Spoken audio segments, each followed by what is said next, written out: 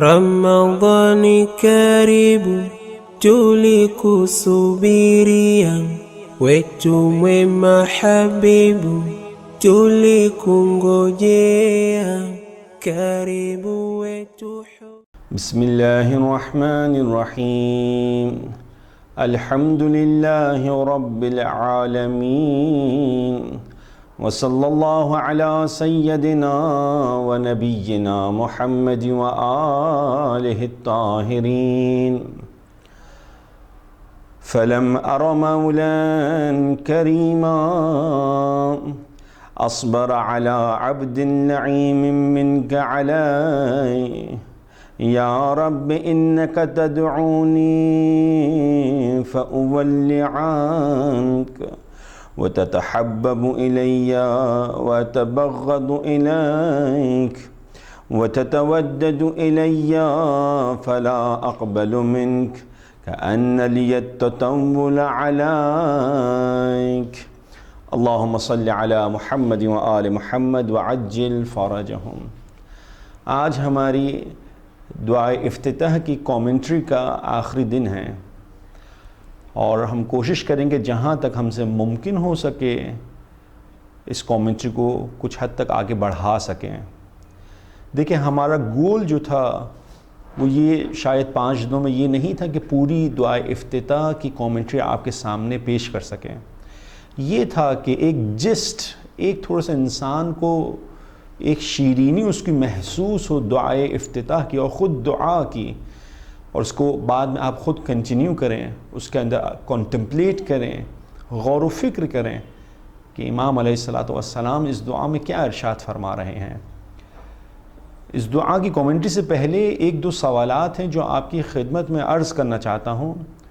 وہ یہ ہیں کہ کچھ لوگ کہتے ہیں کہ ہم تو خدا سے اس قدر دعا مانگتے ہیں، تو ہماری دعائیں خداوند متعال کیوں قبول نہیں کرتا ہے؟ ہم نے تو کتنی چیزیں مانگی، اور بہت ساری چیزیں ہماری، بہت ساری نہیں کہوں، بہت کم ایسی چیزیں ہیں جو خدا کی بارگاہ کے اندر شاید قبول ہوتی ہوئی نظر نہیں آتی ہیں. تو دیکھیں، اس کا جواب یہ ہے کہ اول کہ دعا خود امپورٹنٹ ہے اٹ سیلف. علماء کہتے ہیں کہ تمہارا خدا کی بارگاہ میں یا اللہ، یا رب، یا رب، یا رب کہنا، یہ خود اٹ سیلف امپورٹنٹ ہے. اور دوسری چیز یہ کہ اگر تمہاری دعا قبول نہیں ہوئی، دیکھیں خدا نے قرآن کے اندر یہ نہیں کہا ہے کہ تم دعا کرو میں تمہاری دعا کو قبول کروں گا، بلکہ خدا نے کہا ہے ادعونی استجب لکم، کہ تم دعا کرو میں تمہارا جواب دوں گا. بالکل ایسے ہی جیسے کوئی سائل، کوئی سوال کرنے والا فقیر آپ سے کچھ مانگتا ہے تو آپ اس کو خالی ہاتھ نہیں لوٹاتے ہیں، آپ اس کا جواب دیتے ہیں. اب ضروری نہیں ہے کہ جو اس نے مانگا ہے وہی اس کو دیا جائے، کیونکہ ہماری جو عقل ہے، ہماری جو عقل کی کیپیسٹی ہے وہ بہت کم ہے. ہم کچھ چیزوں کو اپنے لیے بہتر سمجھتے ہیں جبکہ وہ ہمارے لیے بہتر نہیں ہیں. جیسے ایک بچہ اپنے باپ سے کچھ مانگ رہا ہوتا ہے کہ بابا جان مجھے یہ دیجئے، لیکن اس کا باپ یہ سمجھ رہا ہوتا ہے کہ اس بچے کے لیے کیا چیز بہتر ہے وہ دی جائے. اسی وجہ سے ہماری بہت ساری دعائیں خداوند متعال وہی جو ہم مانگ رہے ہوتے ہیں وہ چیز ہمارے لیے بہتر نہیں ہوتی ہے، بلکہ خدا اس سے بہتر ہمیں عطا کرتا ہے. کیسے پتہ چلے کہ خدا نے ہمیں اس سے بہتر عطا کیا ہے؟ وہ اس طرح سے کہ ہم اپنی زندگی میں دیکھیں کہ کتنی ہی چیزیں خدا نے ہمیں بغیر مانگے ہوئے، بغیر عطا کیے ہوئے اس نے عطا کر دی ہیں. یہ بہت دفعہ ہماری دعاؤں کی وجہ سے ہوتا ہے کہ جو دعا ہم نے مانگی تھی وہ ہمارے لیے، ہمارے کام کی نہیں تھی، ہمارے لیے نقصان دہ تھی، خدا نے اس کو کنورٹ کر دیا اور کسی اور چیز میں تبدیل کر دیا. ممکن ہے کہ وہ کنورژن اس طرح سے ہو کہ آپ کی اولاد، آپ کی نسل کے اندر علماء، صالحین، شہداء خداوند متعال پیدا کر دیں. یہ ایک رزق خداوند متعال کی جانب سے. اور ایک اور چیز جس کا سوال کیا جاتا ہے عموماً کہ ہم نے تو بہت زیادہ خدا کی بارگاہ میں دعا مانگی، اتنی طولانی ہو چکی دعا، لیکن دعا قبول نہیں ہوتی۔ تو یہ یاد رکھیے گا کہ خود امام صادق علیہ السلام سے روایت ہے کہ جب ایک بندے خدا کی بارگاہ میں یا اللہ یا رب کہتا ہے اور دعا کرتا ہے تو خدا اپنے فرشتے سے کہتا ہے کہ اس کی دعا کو قبول کر لے، لیکن اس کی دعا کا جواب دینے میں معذرت کے ساتھ اس کی دعا کا جواب دینے میں تاخیر کرنا، کیونکہ اس کا یا رب کہنا مجھے بہت عزیز ہے، مجھے بہت پسند ہے۔ لیکن اس کے برخلاف جب ایک انسان جو دل سے خدا کی بارگاہ میں دعا نہیں کرتا ہے، یا بہت ہی گناہگار شخص ہے لیکن گناہگار ہونے کے باوجود دل سے دعا نہیں کر رہا ہے، تو خداوند متعال فرشتے سے کہتا ہے کہ اس کی دعا کا جواب دے دے، اس کا یا رب کہنا مجھے پسند نہیں ہے، گویا مطلب یہ ہے۔ اور کبھی کبھار تو اس قدر ہوتا ہے کہ حضرت موسیٰ علیہ السلام نے خدا سے دعا مانگی کہ خدا فرعون کو تو غرق کر دے، یعنی فرعون کو تو نیست و نابود کر دے، کہ اس نے بہت ظلم و ستم کیے بنی اسرائیل پر۔ 40 سال لگے ان کی دعا کو قبول ہونے میں، یعنی انبیاء کی دعا کو بھی قبول ہونے کے اندر 40 سال لگ سکتے ہیں۔ حضرت ابراہیم علیہ السلام 99 ایئرز کی ایج میں صاحب اولاد ہوئے، تو دعا ضرور کی انہوں نے اولاد کے لیے، لیکن وقت لگا۔ تو اگر ہم یہ سوچتے ہیں کہ ہم دعا کریں گے اور فوراً دعا قبول ہو جائے گی، تو ممکن ہے کہ شاید دعا کے اندر ڈیلے ہو سکے جواب آنے میں۔ خود آیت اللہ بہجت سے کسی نے سوال کیا کہ میں نے بہت دعا کی خدا کی بارگاہ میں، میرے دعا کا جواب نہیں آتا۔ تو آیت اللہ بہجت نے جواب دیا کہ کیا تمہاری دعا کرتے ہوئے 40 سال گزر چکے ہیں؟ 40 سال تمہاری دعا کے قبول ہونے میں وقت لگ سکتا ہے۔ اب آئیے دعا کی جانب، دعائے افتتاح، کہ اگر یاد ہو کہ ہم نے پچھلے لیکچر میں یہاں تک پہنچے تھے کہ فَإِنْ أَبْطَعَنِّ عَتَبْتُ بِجَهْلِ عَلَيْكَ، کہ اے خدا اگر تو میری دعا کو قبول کرنے میں تاخیر کرتا ہے تو میں تجھ سے جھگڑنے لگتا ہوں، میں تجھ سے ناراض ہو جاتا ہوں۔ وَلَعَلَّ الَّذِي أَبْطَعَنِّ عَتَبْتُ بِجَهْلِ عَلَيْكَ، جبکہ وہ تیرے دعا کی قبول کو ایکسیپٹنس کے اندر تاخیر کرنا یہ میرے ہی فائدے میں تھا۔ لِعِلْمِكَ بِعَاقِبَةِ الْأُمُورِ، کیونکہ تو اے خداوند متعال کاموں کی جو رزلٹ ہے، جو اینڈ ہے، اس کے بارے میں تو بہتر جانتا ہے۔ اس کے بعد امام علیہ السلام اپنی کیفیت بیان کرتے ہیں کہ یعنی انسان کی کیفیت، یعنی میری سچویشن کیا ہے، اے خدا تو رحم پر رحم کرتا چلا جاتا ہے، لیکن میں کیسا بندہ ہوں تیرا۔ فَلَمْ أَرَ مَوْلًا كَرِيمًا أَصْبَرَ عَلَىٰ عَبْدٍ لَعِيمٍ مِّنْكَ عَلَيَّ، کہ میں نے تجھ جیسا اے خدا کریم مولا نہیں دیکھا کہ مجھ جیسے پست اور گھٹیا انسان کے اوپر تو صبر سے کام لیتا ہے، کہ میں گناہ پہ گناہ کرتا چلا جاتا ہوں، اے خدا تو مجھے برداشت کرتا رہتا ہے۔ اگر میں اپنے گناہوں کو ذرا شمار کروں، کاؤنٹ کروں، میں اپنی بات کر رہا ہوں، میں اپنے گناہوں کو ذرا کاؤنٹ کروں اور اس کو ملٹیپلائی کروں میری زندگی کے جتنے دن ہیں، تو آپ مجھے بتائیے کہ میں نے کتنے گناہ انجام دیے خدا کی بارگاہ میں کتنا پست بندہ ہوں۔ وہ مجھ پر احسان کرتا چلا جا رہا ہے اور میں احسان فراموش ہوں، میں اس کی مخالفت کرتا چلا جا رہا ہوں، لیکن تو کتنا کریم ہے خداوند متعال، تو مجھے برداشت کرتا رہتا ہے۔ یا رب انک تدعونی فاولی عنک، اے میرے پروردگار تو مجھے بلاتا ہے اور میں تجھ سے منہ موڑ لیتا ہوں، میں تجھ سے دور ہو جاتا ہوں۔ وَتَتَحَبَّبُ إِلَيَّ وَأَتَبَغَّضُ إِلَيْكَ، اے خدا تو مجھ سے محبت کرتا ہے، وَأَتَبَغَّضُ إِلَيْكَ، لیکن میں تجھ سے دشمنی کرتا ہوں۔ یہی نہیں وَتَتَوَدَّدُ إِلَيَّ فَلَا أَقْبَلُ مِنْكَ، اے خدا تو دوستی کا ہاتھ میری طرف بڑھاتا ہے اور میں تیری دوستی کے ہاتھ کو قبول نہیں کرتا، میں تیری طرف آنا پسند نہیں کرتا۔ خدا جانتے ہم سے کتنی محبت کرتا ہے۔ حضرت شعیب علیہ السلام کے بارے میں یعنی ذکر کیا، روایت میں آیا امام صادق علیہ السلام سے، علل الشرائع کے اندر شیخ صدوق نے اس روایت کو نقل کیا ہے کہ حضرت شعیب علیہ السلام نے اس قدر گریہ کیا کہ ان کی آئی سائٹ چلی گئی، بلائنڈ ہو گئے۔ خدا نے ان کی آئی سائٹ واپس کی، دوبارہ پلٹا دی۔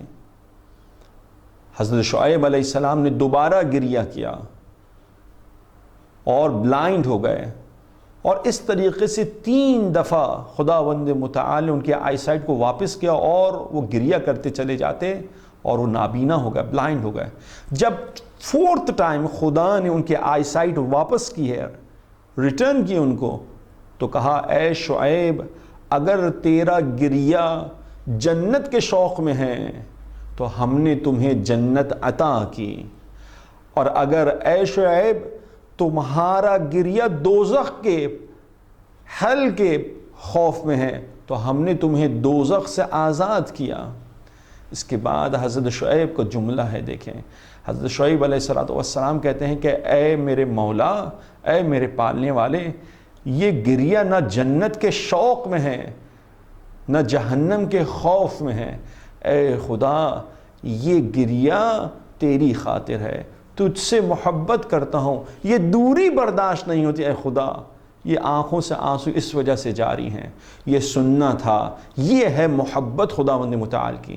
اب خدا کہتا ہے اے شعیب اگر یہ گریہ میری خاطر تھا تو اب میں اپنا سب سے پسندیدہ بندہ تیری خدمت میں بھیجتا ہوں۔ حکم آتا ہے حضرت موسیٰ کو کہ اے موسیٰ مصر سے ہمارے بندے کی جانب شعیب کی جانب جاؤ اور ان کی خدمت میں حاضر ہو جاؤ۔ اور آپ نے دیکھا کہ تقریباً 9 سال حضرت موسیٰ علیہ السلام حضرت شعیب کی خدمت میں مدائن میں گزارتے ہیں کہ اگر ہم محبت کریں خدا سے، خدا بھی ہم سے محبت کرے گا۔ حدیث قدسی کے الفاظ ہیں، کہتے ہیں خلقت الاشیاء لأجلک وخلقتک لأجلی، کہ اے میرے بندے میں نے تمام چیزوں کو، ہر ایک چیز کو، دنیا میں جو کچھ بھی نظر آتا ہے ہر ایک چیز کو تیرے لیے خلق کیا۔ یہ چرند اور پرند، یہ پہاڑ آسمان، یہ سب کچھ تیرے لیے ہیں۔ لیکن کہتا ہے خداوند متعال وَخَلَقْتُكَ لِأَجْلِي، لیکن اے میرے بندے میں نے تجھ کو اپنے لیے خلق کیا ہے، یعنی تو میری عبادت کر۔ لیکن ہم خدا کے ساتھ ٹریٹمنٹ اور بیہیویئر ایسا ہے جیسے ہمارے ہزاروں خدا ہوں اور ہمیں شاید وقت نہیں ملتا ہو اس خدا کی طرف ہم متوجہ ہو سکیں، ہزاروں خدا ہوں، لیکن خدا ہماری طرف اس طرح سے متوجہ ہے، اس طرح سے ہماری باتوں کو سنتا ہے، اس طرح سے ہم پر دھیان دیتا ہے کہ جیسے اس کی صرف ایک ہی مخلوق اور وہ میں ہوں۔ یہ ہمارا ٹریٹمنٹ ہے خدا کے ساتھ، اور وہ بیہیویئر ہے خداوند متعال کا ہمارے ساتھ۔ اس کے بعد امام علیہ السلام ارشاد فرماتے ہیں کأن لیتطول علیک، اے خدا میں تو تیرے ساتھ ایسا سلوک کرتا ہوں جیسے میرا تجھ پہ کوئی احسان ہو، حالانکہ تو مجھ پر کنٹینیوسلی احسان کر رہا ہے۔ فَلَمْ يَمْنَعْكَ ذَلِكَ مِنَ الرَّحْمَةِ لِي وَالْإِحْسَانِ إِلَيْهِ، اور اس کے باوجود کہ میرا بیہیویئر تیرے ساتھ یہ ہے کہ تو بلاتا ہے میں تیری جانب نہیں آتا ہوں، تو دوستی کا ہاتھ بڑھاتا ہے میں تجھ سے دشمنی کرتا ہوں، لیکن ان ریٹرن تو اپنی رحمتوں کو مجھ سے نہیں روکتا ہے۔ فَلَمْ يَمْنَعْكَ ذَلِكَ مِنَ الرَّحْمَةِ لِي، لیکن تو اپنی رحمتوں کو مجھ سے نہیں روکتا ہے۔ وَالْإِحْسَانِ إِلَيْهِ، اور تو مجھ پر اپنا احسان کرتا رہتا ہے۔ جانتے ہیں کہ خدا کی رحمتیں کس قدر زیادہ ہیں؟ حضرت سلمان فارسی رسول خدا صلی اللہ علیہ وآلہ وسلم سے ایک روایت ہے، وہ کہتے ہیں کہ اس دنیا کے اندر جتنی بھی رحمتیں ہیں آپ کو، فیورز خدا کی نظر آتی ہیں، بلیسنگز نظر آتی ہیں، مرسی نظر آتی ہیں، وہ کہتے ہیں کہ خدا کے 100 لیولز ہیں، خدا بہتر جانتا ہے اس سے کیا مراد ہے، کیا مطلب ہے۔ خدا کی رحمت کے 100 لیولز ہیں۔ خدا نے اس دنیا کے اندر صرف ایک لیول اپنا مرسی کا شو کیا ہے، اور روز قیامت خداوند متعال اپنی رحمت کے 100 لیولز کے ساتھ اپنے بندوں کے ساتھ معاملہ کرے گا، ان کو معاف کرنا شروع کرے گا۔ حتیٰ کہ روایت میں ہمارے پاس یہ بھی آتا ہے کہ اس قدر معاف کرے گا، اس قدر رحم کرے گا، اتنی مرسی دکھائے گا کہ ایک دفعہ شیطان کو بھی امید ہو جائے گی کہ شاید خدا مجھے بھی معاف کر دے گا۔ یہ ہے خداوند متعال جو کنٹینیوس اپنا احسان کرتا رہتا ہے، لیکن میں احسان فراموش ہوں کہ مجھے نتیجے میں اس کے ساتھ اچھائی کرنا چاہیے، مجھے اوبے کرنا چاہیے، بلکہ میں کیا کرتا ہوں ریٹرن میں اس کو ڈس اوبے کر رہا ہوتا ہوں۔ وَالتَّفَضُّلِ عَلَيَّ بِجُودِكَ وَكَرَمِكَ، میں کوشش کروں گا میں ٹرانسلیشن جلدی بیان کروں آپ کے سامنے، تاکہ اس لیکچر میں کچھ ہم کمپلیٹ کر سکیں اس دعا کو۔ اور تو اپنا لطف مجھ پر کرتا رہتا ہے اپنے کرم اور جنروسٹی کے ساتھ۔ فَارْحَمْ عَبْدَكَ الْجَاهِلِ، اے خدا اپنے جاہل بندے پر، یہ جہالت ہے یا نہیں ہے، اگنورنس ہے یا نہیں ہے، کہ سامنے والا شخص اگر آپ کے ساتھ اچھائی کرے تو ان ریٹرن مجھے کیا کرنا چاہیے، مجھے اس کے ساتھ اچھائی کرنا چاہیے۔ وہ خدا مجھ پر احسان کر رہا ہے، لیکن میں کیا کر رہا ہوں، میں اس سے دشمنی کر رہا ہوں۔ وَجُدْ عَلَيْهِ بِفَضْلِ إِحْسَانِكَ، اور اس بندے پر اپنے لطف و احسان کے ساتھ جنروسٹی دکھا۔ إِنَّكَ جَوَادٌ کریم، اے خدا تو جنرس بھی ہے، کریم بھی ہے۔ الحمدللہ المالک الملک، تمام تعریف اس خدا کے لیے ہے کہ جو تمام کنگڈم کا مالک ہے۔ مجری الفلک، کشتیوں کو چلاتا ہے۔ مسخر الریاح، ہوا کو، ایئر کو کنٹرول کرتا ہے۔ فالق الاصباح، صبح کو نمودار کرتا ہے۔ لیکن صبح کی نموداری بھی خداوند متعال کے ہی ہاتھوں سے ہے۔ یہاں پر علماء نے کچھ یہاں پر کومنٹری کی ہے کہ اس کی ون آف دا ایگزامپل کہ صبح کو نمودار کرتا ہے، اس کا کیا مطلب ہے؟ وہ کہتے ہیں کہ وہ جو نور جو نکلتا ہے، ایک نور تو آپ کو سورج کا نکلتے ہوئے نظر آتا ہے، اس سے ایک مراد، اس کی ایک ایگزامپل یہ سورج ہے، اس کی ایک اور ایگزامپل نور محمدی صلی اللہ علیہ وآلہ وسلم ہے، کہ جو خداوند متعال نے عرب کے اندر جو اگنورنس تھی، جو ظلمت تھی، ڈارکنس تھی، وہ نور محمدی کے ذریعے سے اس کو ختم کر دیا۔ اور ایک اور دفعہ نور محمدی جو امام زمان علیہ السلام کی صورت میں ظاہر ہوگا، اس کے ذریعے بھی خداوند متعال اس دنیا کے اندر جتنی ڈارکنس ہے، ظلم، جبر، ان تمام ڈارکنس کو خداوند متعال ختم کرے گا۔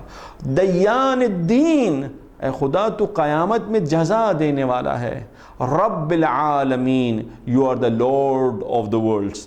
الحمد للہ علی حلمہ بعد علمہ، اے خدا تو مجھے برداشت کرتا ہے، تو فوربیڈنس دکھاتا ہے اپنے علم کے بعد۔ دیکھیں اگر آپ کے پاس علم آ جائے کہ یہ شخص ایسا ہے، گناہ کار ہے، تو پھر برداشت کرنا سخت ہو جاتا ہے، لیکن خداوند متعال ہمیں برداشت کر رہا ہوتا ہے۔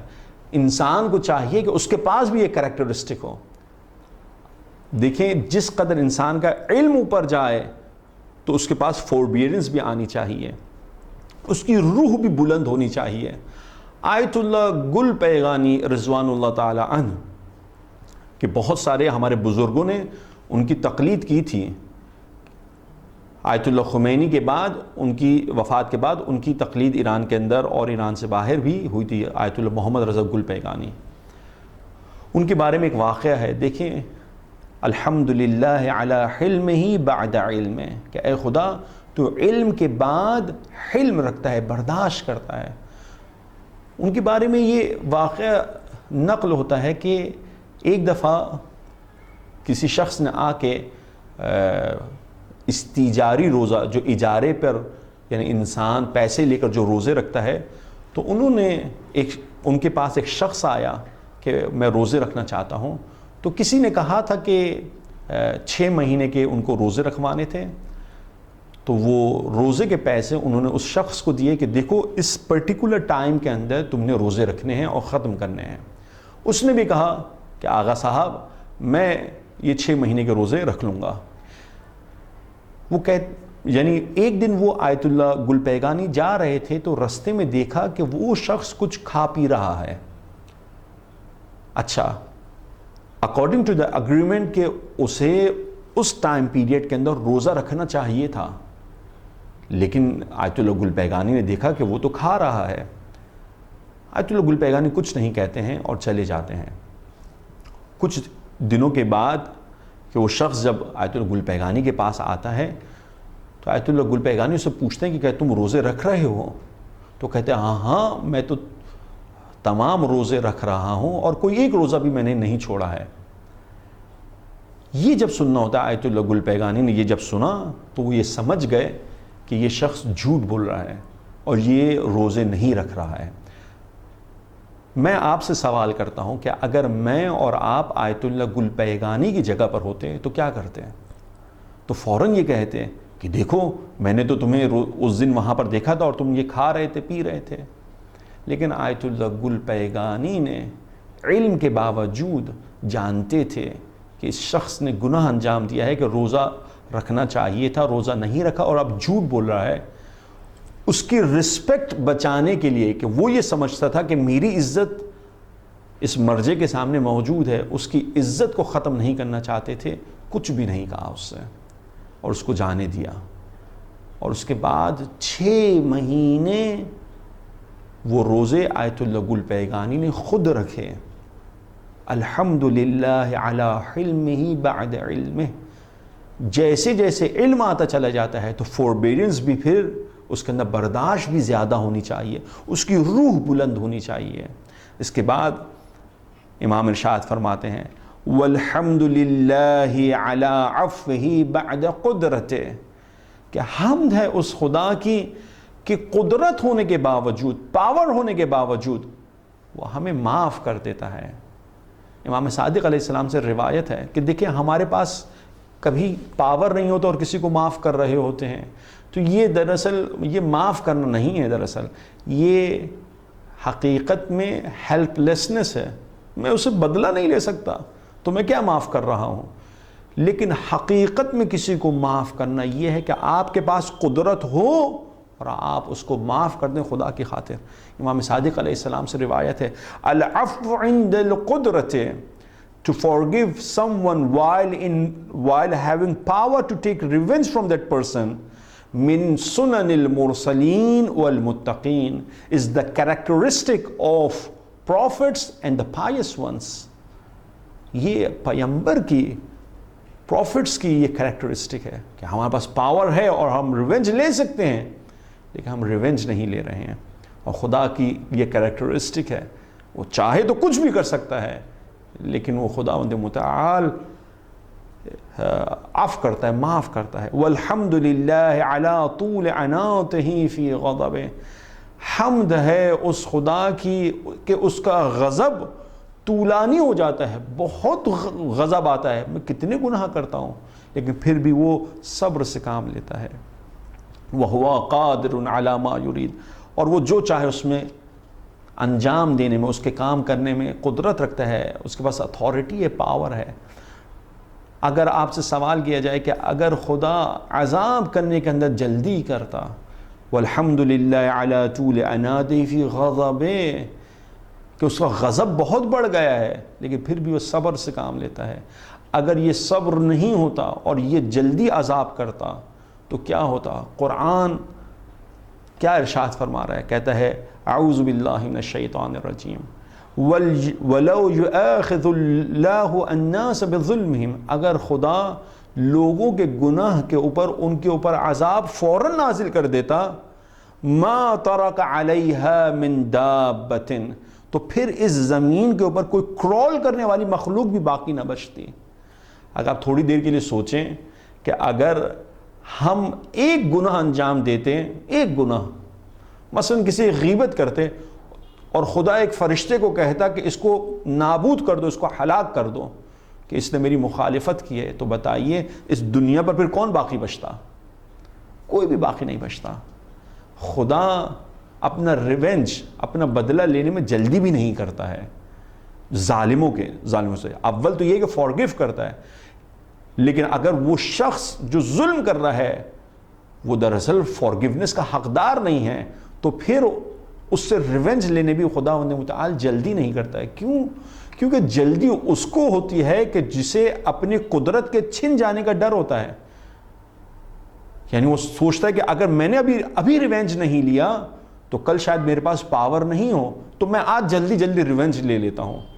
ہاں، ہم حکومتوں کو دیکھتے ہیں، گورنمنٹس کو دیکھتے ہیں کہ کس طریقے سے پولیٹیکل وکٹیمائز کرتے ہیں اور اپنے بدلے لے رہے ہوتے ہیں، کیونکہ ان کو یہ لگتا ہے کہ اگر کل ہم نہیں ہوئے پاور کے اندر تو ہم اس سے ریونج نہیں لے سکیں گے.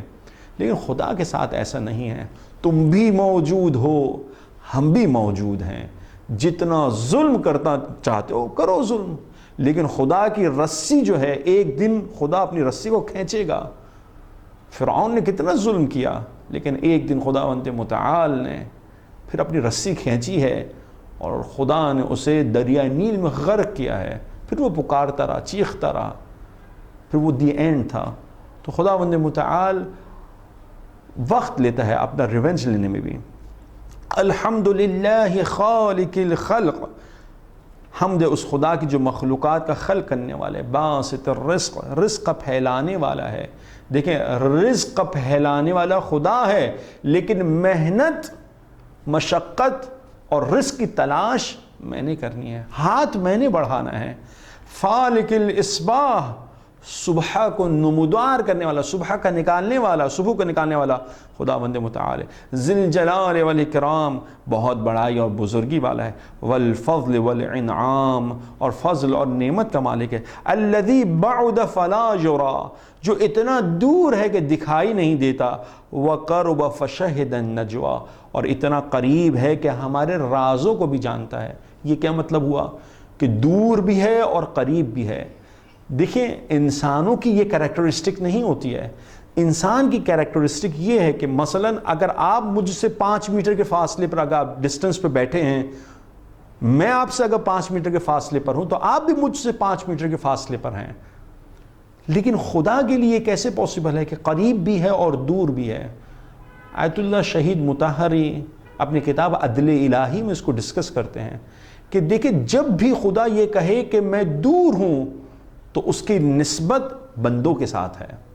یعنی بندے مجھ سے دور ہو گئے ہیں، یعنی مجھ سے اپنے آپ کو دور کر رہے ہیں. اور جب بھی خداوند متعال یہ کہے کہ میں اتنا قریب ہوں کہ ان کے رازوں کو بھی جانتا ہوں، تو یہ خدا کی طرف نسبت ہے کہ خدا کی حقیقت تو یہ کہ ہم سے قریب ہے، لیکن ہماری حقیقت یہ ہے کہ ہم اس خدا سے اپنے آپ کو دور کرتے ہیں.